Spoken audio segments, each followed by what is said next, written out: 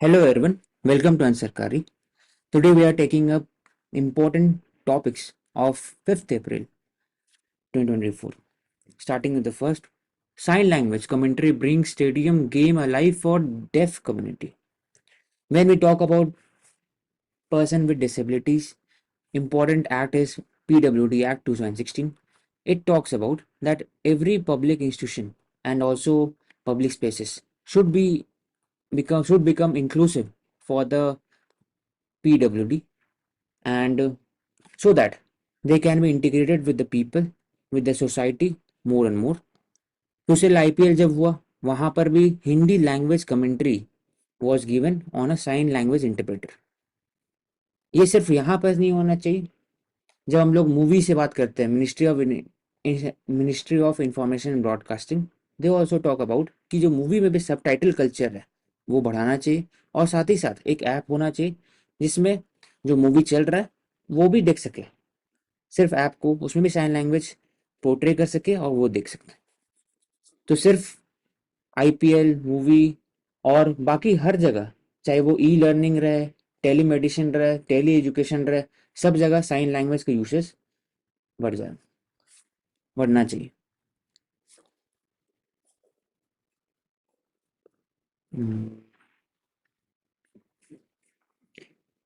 Daisy, mounted over Milal telescope in Arizona, US. 3D map of the universe may open a window to dark energy.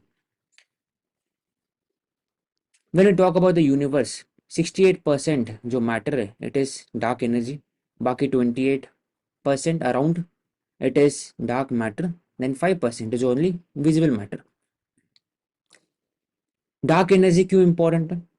First of all, जो deep space है उसमें जब भी we observe anything, it is only related to the visible matter. When we use different types of equipment, for example radioscope, spectroscopy and other devices, then we can identify, for example gravitational lensing, then we can identify कि dark matter क्या उसमें क्या constitute होते हैं, कितने दूर से आ रहे हैं, कॉस्मिक वेव रेडिएशन वो दूर से आ रहे हैं तो वो क्या क्या कंस्टिट्यूट क्या है उसका. तो ओवरऑल डार्क एनर्जी से पता लग सकता है कि स्टार्टिंग में यूनिवर्स कैसा था, सिंगुलैरिटी कैसा होगा, या फिर जो कॉस्मिक रेडिएशन है उसमें क्या कॉन्स्टिट्यूएंट है. तो first of all DESI, dark energy spectroscopic instrument, is a unique piece of equipment. Once fitted over a telescope, can capture light from 5,000 galaxies at the same time. It is in Arizona, USA.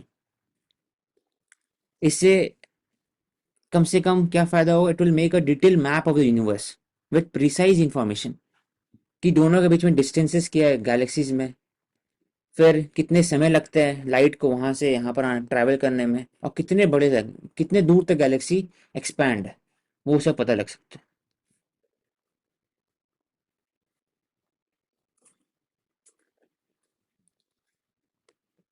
Approximately 68-70% have discussed. Hypothesis of dark energy comes from the observed phenomena of the universe is expanding at a rapid rate. Vast empty space जो दिखता है वो dark matter, वो matter हो गया. और जहाँ empty space है, it can be also measured while using the speed distance formula, लेकिन वो थोड़ा डिफरेंट होता है कॉस्मिक रेडिएशन के हिसाब से, because the light bends. Speed distance formula में लाइट बेंड नहीं होता है, तो उसमें light bends due to the gravitational lensing और ऑल्सो ग्रेविटेशनल का जो पुल है उसके कारण भी there is a interference. That is why dark energy is required.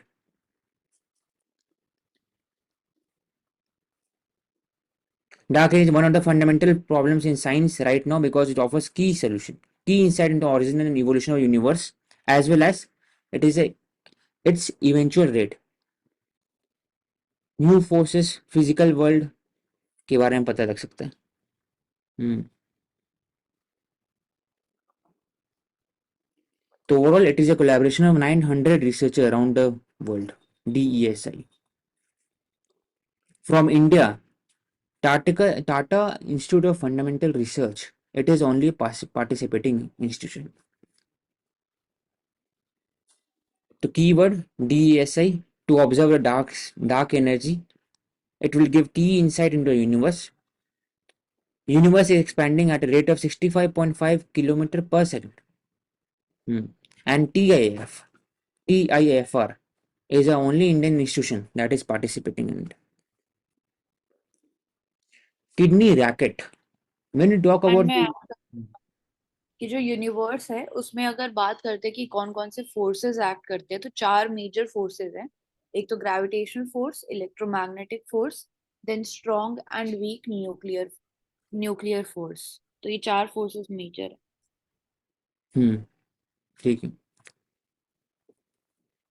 When you talk about the donation drive, organ donation, then important institution is NOTO. It regulates the donation between the patient and the donor. कैसे भी donate कर, दो type से donate कर, तो ये एक, या तो जो डोनर है वो अलाइव है, या फिर वो ब्रेन डेड है. जब ब्रेन डेड है या फिर उनका जब डेथ हो जाता है, तब जो गार्जियन है वो साइन करके डोनेट कर सकते हैं. मेडिकल बोर्ड डिसाइड्स कि उनके कौन कैसे ऑर्गन है जो डोनेट हो सकते हैं, उसके हिसाब से गार्जियन साइन करते हैं. और सिमिलरली अगर डोनर अलाइव है तो खुद से बोल सकते हैं कि मुझे किडनी डोनेट करना है या फिर कुछ और. तब जो डोनेशन रैकेट है उसको कैसे कम कर सकते हैं, तो पहली बात, Noto statutory body, transplantation of human and tissues act 1994 के अंदर में स्टैब्लिश हुआ था. वो एक, हर एक जो डिस्ट्रिक्ट है उसके अंदर में एक रिपोजिटरी बना सकता है एक डेटा का, जिसमें डोनर्स अवेलेबल लिस्ट, चाहे वो ब्लड डोनेशन हो, चाहे वो टिश्यू डोनेशन हो, प्लाज्मा डोनेशन हो, किडनी हो, सब डोनेशन यहाँ इशू डोनेशन रैकेट का है. तो वो रजिस्टर कर सकते हैं और जिनको चाहिए वो रजिस्टर कर सकते हैं, और उसके बाद फर्स्ट कम फर्स्ट सर्व के हिसाब से दे सकते हैं. अब क्या होता है, जब डिपॉजिटरी रहता नहीं है, डेटा रहता नहीं है, तो उससे ब्लैक मार्केटिंग होता है ऑर्गन्स का. आपको 30 लाख 40 लाख में किडनी मिलता है, जो कम में मिल सकता है लीगल वे में, लेकिन लीगल में समय लगेगा, तो उसके कारण प्रॉब्लम होता है. तो ऐसे नोटो नेशनल लेवल पर, सोटो स्टेट लेवल पर है, state organ and tissue transplantation organisation. इसमें वैसे भैया would like to add challenges की बात करें तो एक तो वही कि ऑर्गन माफिया होता है एंड सेकेंड इज कई बार जो फॉरेन सिटीजन्स होते हैं उनको ज्यादा प्रायोरिटी देते हैं। तो ऐसा एक सेपरेट लिस्ट होनी चाहिए concern to this and procurement और इवन जो हम डोनेट कर रहे हैं तो इसका एक प्रॉपर डेटा होना चाहिए, सिस्टमैटिक और ऑर्गेनाइज्ड. क्यों लिया जाता है बाहर से भी, क्योंकि पैसा ज़्यादा देने के लिए रेडी रहते हैं, क्योंकि डॉलर टू रुपीज़ कन्वर्शन में उनको सस्ता पड़ता है. जैसे कल ही जब बात कर रहे थे सरोगेसी में, तो इंडिया में सरोगेसी में सिर्फ 5 to 6 लाख, उससे भी कम में हो जाता है, लेकिन यूएस में 1 करोड़ 70 लाख इतने लगते हैं. तो इंडिया में भी अगर बोला जाएगा किडनी डोनेशन में, तो डील वॉज फाइनलाइज है 2 लाख फॉर किडनी, लेकिन 10 लाख रुपए रेसिपिएंट से मांगा गया. तो बीच का जो डिफरेंस है 8 लाख, ये जाते हैं ब्लैक मार्केटिंग में.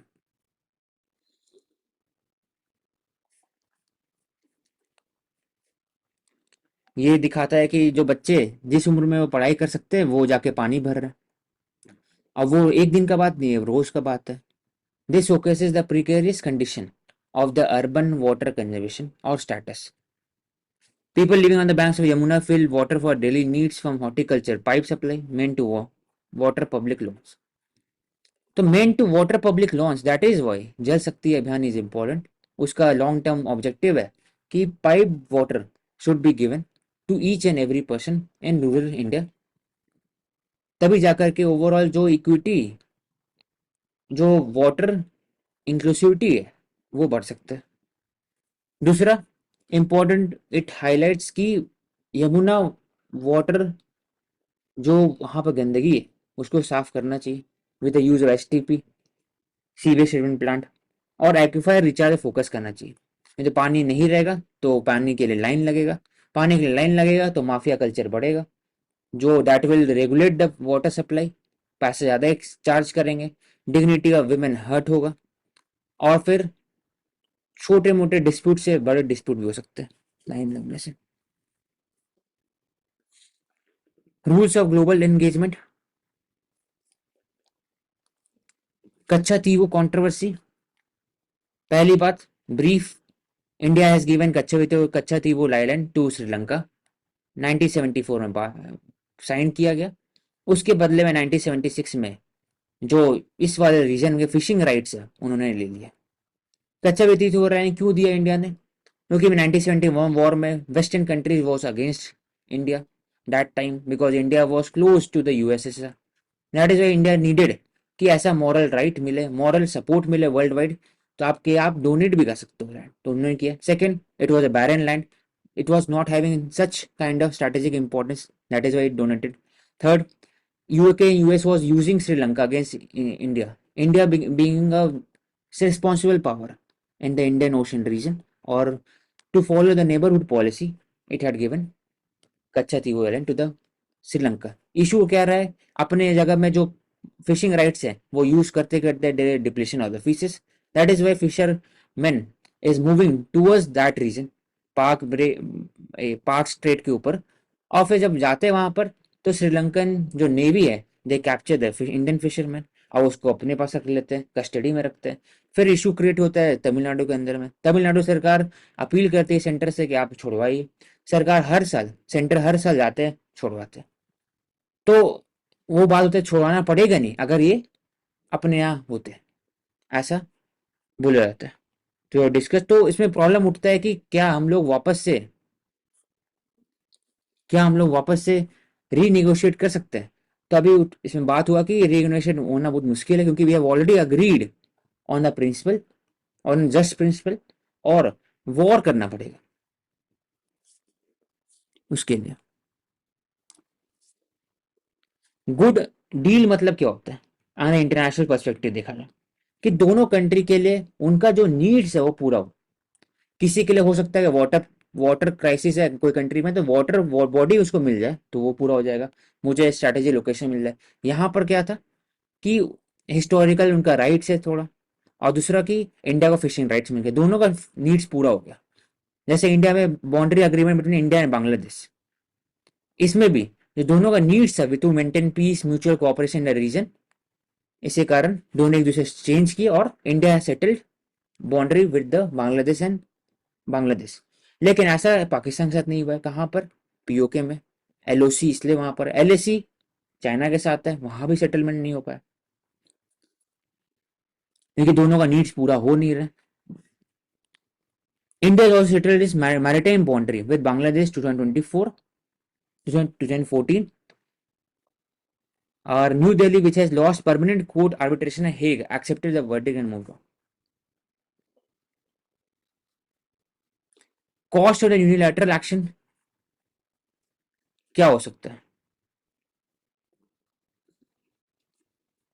When India is calling for the review of the 1960 Indus Water Treaty, तो सबको बोलते हैं कि वॉर के समय में इंडस वाटर ट्रीटी रिमूव करना चाहिए, रिप्लेस करना चाहिए, तो वो भी ठीक नहीं रहे क्योंकि India is a higher riparian state. जब इंडिया ऐसा एक्शन लेगा unilaterally, it will create a wrong precedent to the other countries as well, for example China. तब इंडिया के पास मॉरल राइट नहीं होगा चाइना को बोलने के लिए कि they are manipulating the E flow of the river, Brahmaputra river, and they are constructing the dam. India right now criticises China on that policy, so it becomes imperative for the India to not dilute या फिर violate the treaty of 1960 Indus Water Treaty. Similarly, when we are talking about the in India and Bangladesh boundary management, उसमें भी India already sign कर चुके overall. अब सिर्फ India से बात नहीं हो रहा, अब बात करते हैं यूएस का। उन्होंने खुद से ट्रीटी वापस लिया, यूएनएसओ से हटे वो। उसके बाद जब जेसीपीओए हुआ था उसको भी एक तरह से उन्होंने बोला था कि नहीं ये नेगोशिएशन नहीं होगा, हटना चाहिए, और ईरान भी हट चुके थे। अब है कि Iran they are enriching more and more uranium. तो ओवरऑल जो एसेंस है, we can say the unilateral decision making impacts the world, और जो इंटरनेशनल रूल बेस्ड ऑर्डर है वो वायलेट होता है. Similarly, China have a track record of breaking the protocol in on the LAC region. Galwan classes उसी कारण हुआ. तो जब इंडिया को ग्लोबल साउथ का लीडर बनना है, लॉन्ग टर्म में ग्लोबल पावर बनना है, तो India should follow the rule based international order. तभी जाके दूसरे को बोल सकते हैं. That is why I disagree with the view that Katchatheevu island should be renegotiated, क्योंकि ऑलरेडी साइन हो चुका. It will create it will open a new Pandora box when every other country will renegotiate it on every other matters, right from island, maritime boundary से लेकर के fishing right सब चीज हो सकते हैं. एंड ऑल्सो आशिक, अगर हम इम्पोर्टेंस की बात करते हैं from the perspective of economics, तो श्रीलंका इंडिया का लार्जेस्ट ट्रेड पार्टनर है साउथ एशिया में, और सेम गोज फॉर श्रीलंका कि श्रीलंका के लिए India largest trade partner globally है. तो श्रीलंका के लिए इंडिया इज ऑन नंबर 1. जब हम एक्सपोर्ट और इंपोर्ट की बात करते हैं तो इंडिया क्या एक्सपोर्ट करता है मेजरली, तो रिफाइंड प्रोडक्ट्स रहते हैं, स्पेशल पर्पस शिप्स रहती हैं, एंड टेक्सटाइल. एंड जब इंपोर्ट की बात आती है तो रॉ मटेरियल्स लाइक सीमेंट रहता है, लाइम रहता है, प्लास्टर, सॉल्ट, सल्फर, ये. एंड इसके अलावा सी फूड, ये इम्पोर्टेंट एलिमेंट है जब हम इंपोर्ट की बात करते हैं श्रीलंका से. और एक फ्री ट्रेड एग्रीमेंट भी है between India and Sri Lanka.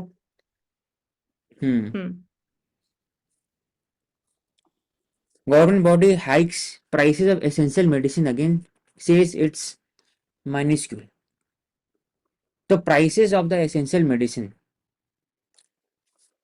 the state, when it has to ensure that every citizen in the country should get affordable treatment, affordable medicine.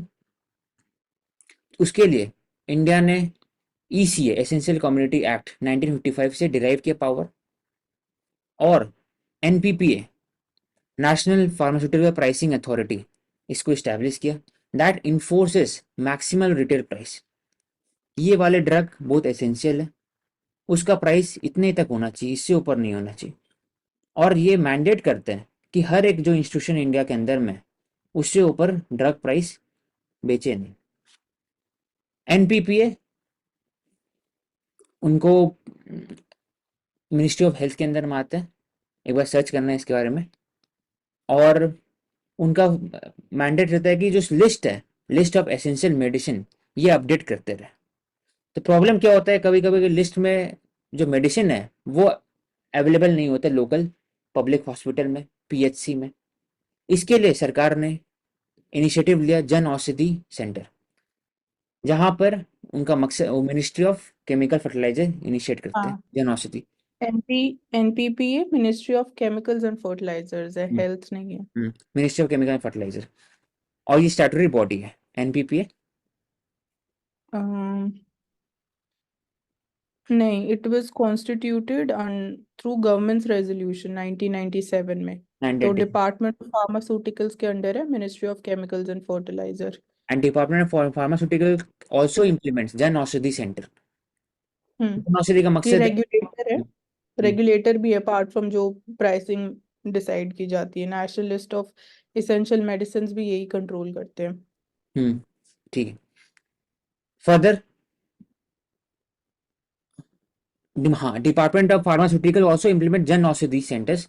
उसका मैंडेट ये है कि एक औषधि सेंटर रहेगा जो उसको आरोग्य मंदिर बोलते हैं.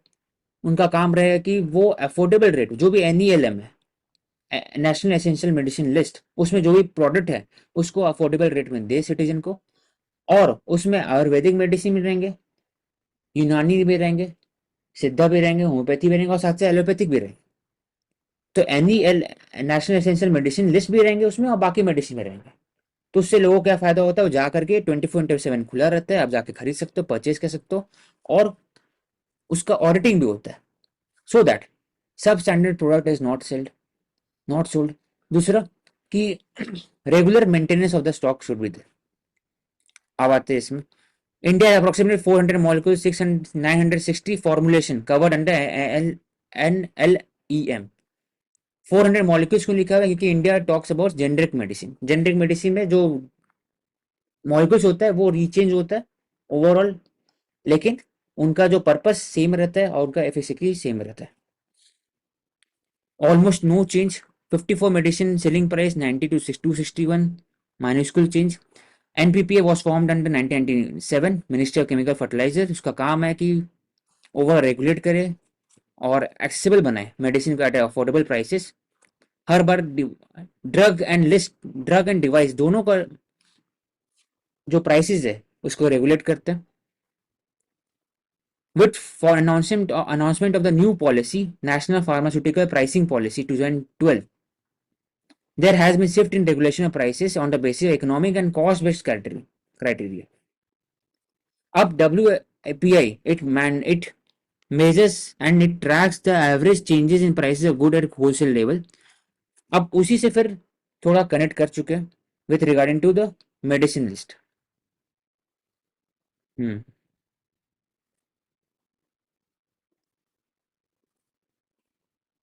क्यों ऐसा? क्योंकि अगर सेम प्राइस है पिछले 10-15 साल में, तो जो जेनरिक मेडिसिन में जो इंस्टीट्यूशन है जो बना रहे जेनरिक मेडिसिन, उनका प्रॉफिटेबिलिटी कम होगा। जब कम होगा तो उनको इंसेंटिव नहीं मिलेगा और अच्छे तरीके से R&D कर सके या मेडिसिन बना सके, और फिर वापस से कॉस्ट को री इन्वेस्ट करे to increase the base. That is why slight changes होने चाहिए हर साल, और ज्यादा भी नहीं होना चाहिए क्योंकि it will impact consumer. So there is a harmonious balance between the profitability of the generic medicine by the institution or consumer health.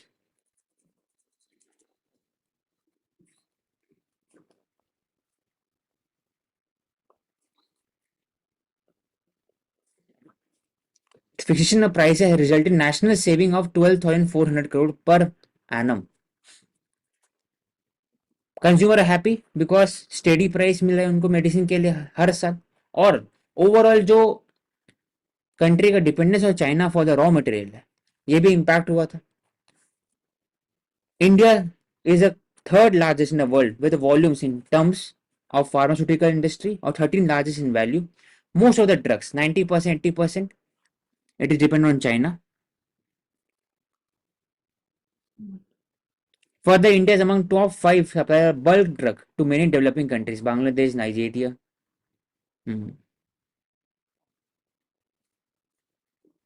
जी,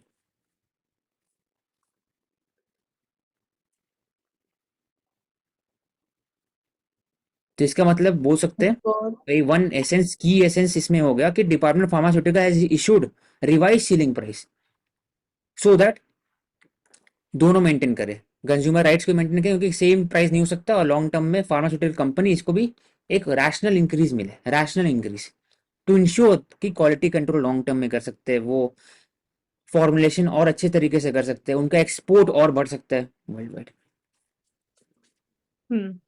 यहाँ पे there is one program which is run by NPPA, which is called Consumer Awareness, Publicity and Price Monitoring. So this is the name of the program. And there is one important body, Central Council of Indian Medicine.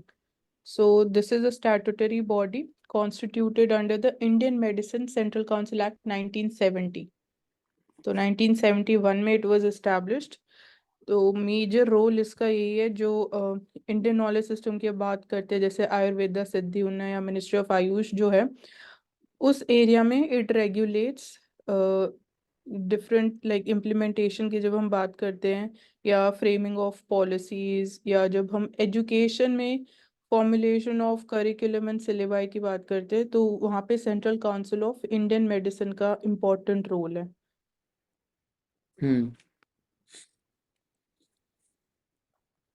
For the love of a child in India, surrogacy altruistic है, ना ही कि commercialise है। altruistic मतलब आपके relationship में कोई लोग हैं, आपकी बेस्ट फ्रेंड है, चाची मामी, सब सरोगेट मदर बन सकती है। कमर्शियल नहीं है, आप किसी को पैसा दे करके सरोगेसी नहीं करा सकते इंडिया में, it is band, it is illegal. और इसलिए अगर बात होता है कि कौन लोग कर सकते हैं, तो 3 कंडीशन है अंडर द सरोगेसी लॉ और रूल्स। फर्स्ट इज कि आपके पास इकोनॉमिक स्टेटस क्या है, आपको एसेस होगा।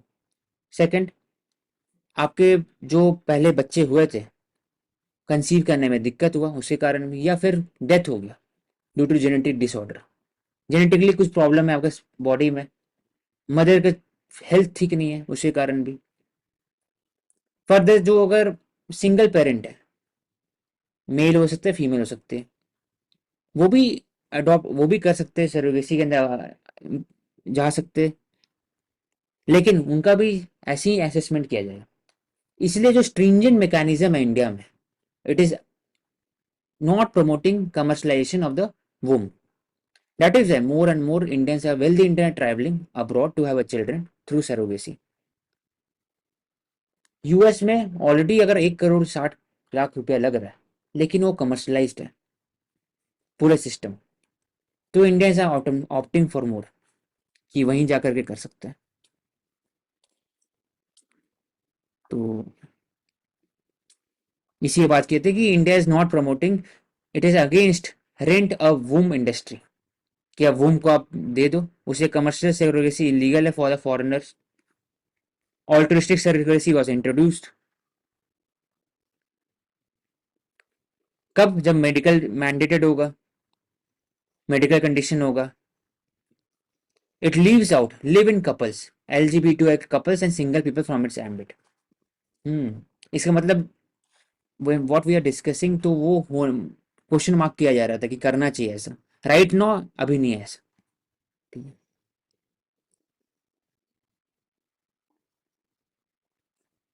आइडिया ऑफ फैमिली जो अभी it is still guided by patriarchal imagination, मतलब कि मेल और फीमेल होना ही चाहिए, हेट्रोसेक्सुअल कपल होने ही चाहिए।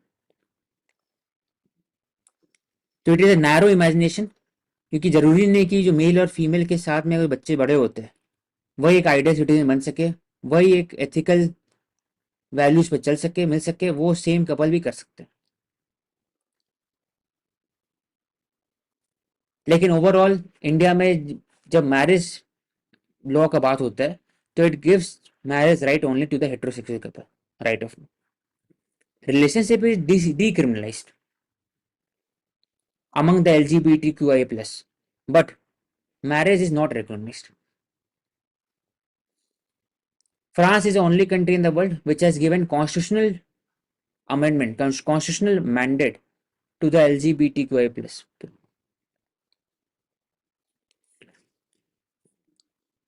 वहां पर भी अबॉर्शन जो है, it has become a bodily autonomy right, and also it has given status equal marriage between the heterosexual as well as homosexual people. Prostate cancer cases in India set to double by 2040. 64-year-old general surgeon was complaining of back pain और उसके कारण early symptom नहीं था,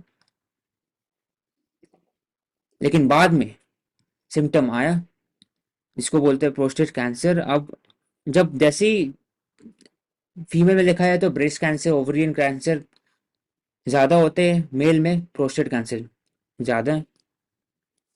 India has case around, it will double case to 71,000 new cases per year by 2040.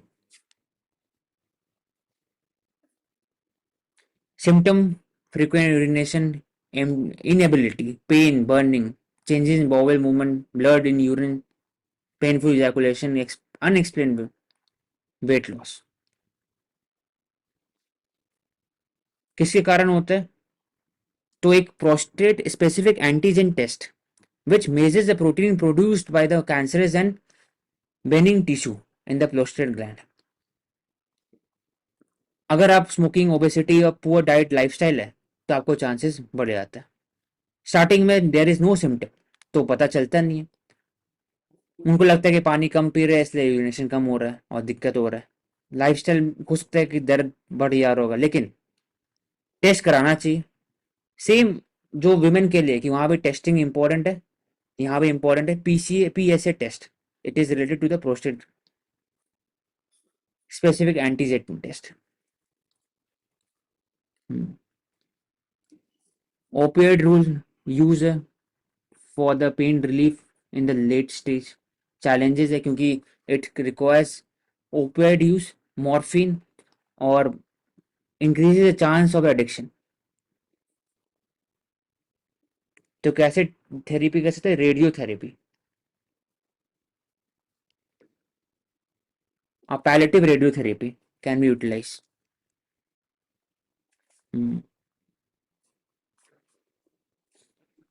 Is the तो इसमें urban देखा water. जाए कि जो मेट्रो सिटीज हैं जैसे दिल्ली, कलकत्ता, बैंगलोर, यहाँ पे ज्यादा है इनके केसेस। हम्म तो एक क्वेश्चन पूछ रहे क्यों ज्यादा?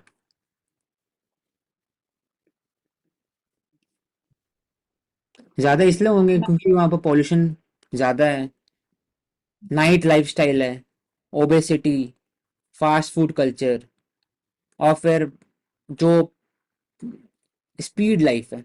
आपके पास टाइम नहीं है कि आप अपना शरीर को देख सके, ऑब्जर्व कर सके, जो बॉडी के अंदर चेंजेस होते हैं उसको ऑब्जर्व कर सके। दिन भर काम, प्रेशर, स्ट्रेस, उसी कारण भी। Is the urban and water. इसमें ये बोलो। पॉपअप क्लिनिक्स का भी मेंशन था, मतलब एग्जांपल यूके का है but it can be implemented in India also, कि ये मोबाइल टेस्टिंग के लिए जैसे मैन वैन्स होती हैं कि जो ट्रैवल कर सके एंड साथ के साथ टेस्टिंग भी हो जाए, the health checkups etcetera, and affordable popup clinics, these can also be part of solutions. Mobile testing van, एक हफ्ता में चेकअप करा सकते हैं, घूम सकते हैं वो, एक जगह भी जरूरत नहीं है रहने का उनको। पीएचसी जो प्राइमरी हेल्थ केयर सेंटर है वो एक बस बन जाए, उसमें सब चीज फैसिलिटी होना चाहिए, बस जहां से वहां घूम रहे हैं, चेकअप भी करा रहे हैं free of cost, rather than लोग आ रहे हैं। ठीक। This is not the first time that major city in India has been hit with water crisis. Chennai पहले, बैंगलोर भी आगे। अब लिंकेज है surface water and ground water. India 25% of the ground water resources use करता है वर्ल्ड वाइड। और दूसरा, city Bangalore city receives 50 to 60% water from the Kaveri river. अब कावेरी वाटर शेड में कुछ प्रॉब्लम आएगा, वहां पर अगर वाटर फ्लो कम हो जाएगा तो डायरेक्टली इम्पैक्ट बेंगलुरु, क्योंकि वाटर सरफेस रिचार्ज वहां पर बहुत कम होता है, because they all the main majority of the lakes have been reclaimed. That is why क्या चाहिए, हम लोग हमेशा क्रिटिसाइज करते हैं, लेकिन अब सोल्यूशन क्या है? Apart from all we have discuss पहले कि interlinking of river, interlinking of lakes, reclaim करना चाहिए वाटर बॉडीज को, वाटर प्रोडक्टिविटी की बात करना चाहिए, तो उसके अलावा water management board, Singapore model we discuss, उसके हिसाब से चलना चाहिए। वाटर गवर्नेंस, वाटर मीटर को यूज करो, awareness drive among the people, क्या मत कम वाटर यूजेस करो, ग्रे वाटर को आप रीयूज कर सकते हैं, सोशल बॉन्ड के हिसाब से आप बना सकते हैं, एक्वाफायर रिचार्ज कर सकते हैं, अर्बन मनरेगा को जोड़ सकते हैं। फिर जब सिटी इंफ्रास्ट्रक्चर का बात करते हैं तो उसमें पूछते हैं हमेशा कि मॉल बना है कि नहीं, रोड कितना अच्छा है, लेकिन कभी ड्रेन के बारे में नहीं सोचते, clogging on drain. That is why strong water drains is needed. Strong water drains clog क्यों करता है? प्लास्टिक यूजेस से खा रहे हैं, फेंक दिए उसके अंदर में, तो डी क्लॉगिंग होना चाहिए। फिर हर एक सिटी के अंदर में, सोसाइटी के अंदर में एक पार्क स्टैब्लिश करना चाहिए। पार्क सिर्फ खेलने के लिए नहीं है, पार्क वाटर को एब्जॉर्ब करते हैं, it recharges the ground water level, ऐसा मैंडेट किया जाना चाहिए, because 70% of water is coming only from the rain water. That is why recharge is important. और रेन वाटर हार्वेस्टिंग को इसलिए प्रमोट करना चाहिए सोसाइटी बेसिस पर, इंडिविजुअल बेसिस पर। इंडिविजुअल बेसिस पर आप टंकी ग्राउंड वाटर ग्राउंड में डाल दो, लगा दो, मैंडेट करना चाहिए हर एक बंगलों में, हर एक बिल्डिंग में मैंडेट रेन वाटर हार्वेस्टिंग, क्योंकि it is irreversible long term में। और अगर वाटर क्राइसिस होगा तो Bangalore will be not longer IT city, वहां से लोग कहीं और माइग्रेट करेंगे। अच्छा, माइग्रेट करेंगे तब फिर एक it impact the IT export in India, competitiveness of the India.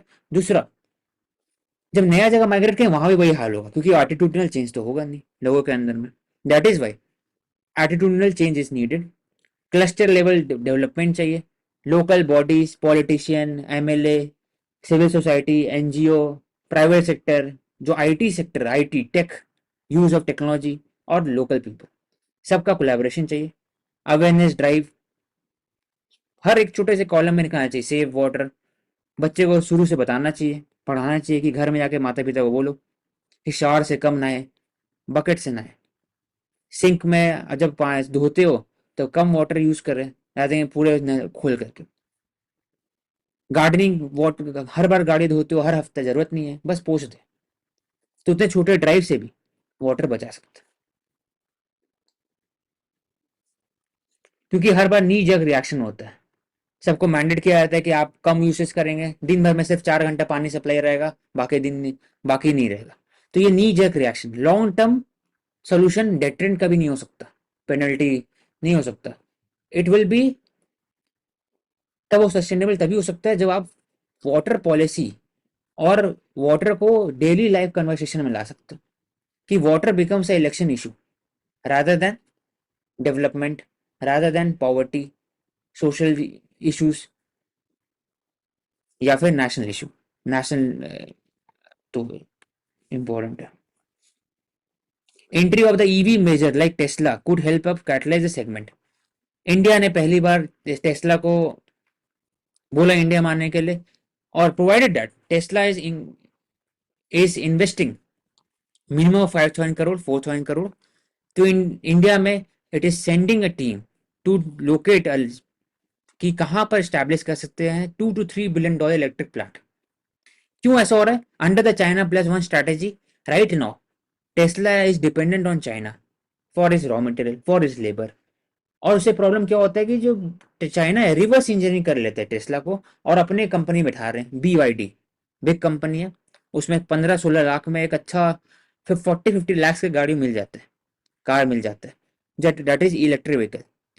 लेकिन टेस्ला चाहते हैं कि जो ओरिजिनल प्रोडक्ट है उसको बढ़ाया जाए, तभी पॉसिबल है जब डेमोक्रेसी और जो जहाँ पर जो ट्रांसपेरेंसी है वो कंट्री में इन्वेस्ट करे। तो India is already a third largest auto market behind China and US. Approximately 40 lakh vehicle बनता है इंडिया में। तो इलेक्ट्रिक व्हीकल को बढ़ाने के लिए इंडिया योगदान है। India already is dominated, it is already domination, it is creating domination 2 wheelers and 3 wheelers segment, auto में, टोटो में, 2 व्हीलर्स में। लेकिन कार में अभी करना बचा है। खाली कुछ कंपनीज है, टाटा हो गए, महिंद्रा हो गए, महिंद्रा ईवी, टाटा के जो नेक्सॉन ईवी से लेकर के बिग लग्जरी आइटम मर्सिडीज, उन्हें तो लग्जरी में आते हैं, लेकिन अफोर्डेबल में टाटा और महिंद्रा लीड कर रहे सेगमेंट। लेकिन उनका चार्जिंग कैपेबिलिटी कम है, उनका रेंज कम है, 250-300 किलोमीटर है। टेस्ला का बहुत ज्यादा है, 650-900 किलोमीटर एक चार्ज पे, सिर्फ स्पीड चार्ज है, 30 मिनट में चार्ज होता है। तो उससे क्या होगा कि जो कंपटीशन बढ़ेगा है और इंटरेक्ट भी होगा, R&D साथ में भी कर सकते हैं, प्रमोशन ऑफ कंपटीशन सेक्टर और प्रोग्रेस भी इनमें देख सकते हैं। लोकल कंपनी को फायदा होगा, ऑलरेडी बैटरी टेक्नोलॉजी इंडिया में बैठ चुके हैं। For example Jindal steel have invested in Orissa.